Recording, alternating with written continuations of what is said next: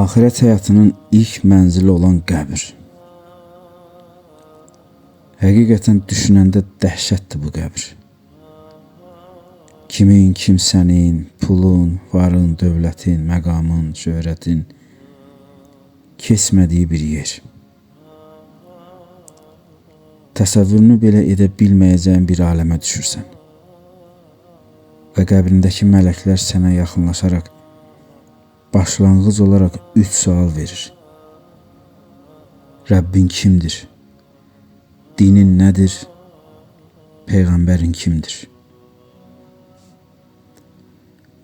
Bu dünyada bu sualı çoxlarına sorsan, asanlıqla bu sualların cavabını verər ki, Rəbbim Allahdır, dinim İslamdır, Peyğəmbərim isə Muhammed sallallahu aleyhi və səlləmdir.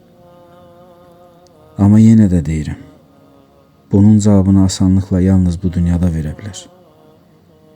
Ahirətdə isə bu sualların cavabına uyğun həyat tərzi yaşamış insanlar cavab verə biləcək.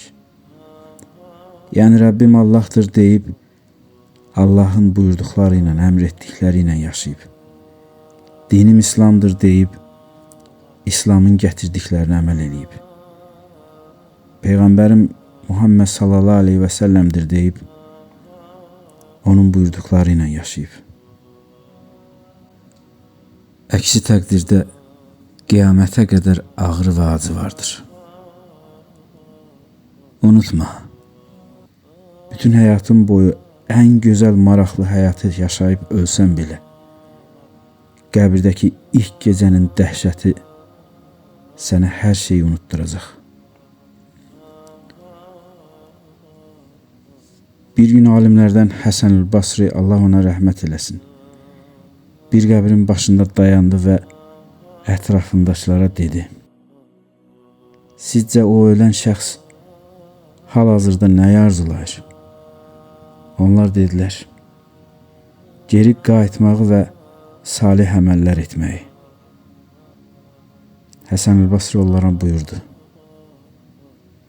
O zaman bilin ki, siz hal-hazırda onun arzusunda olduğu yerdəsiniz.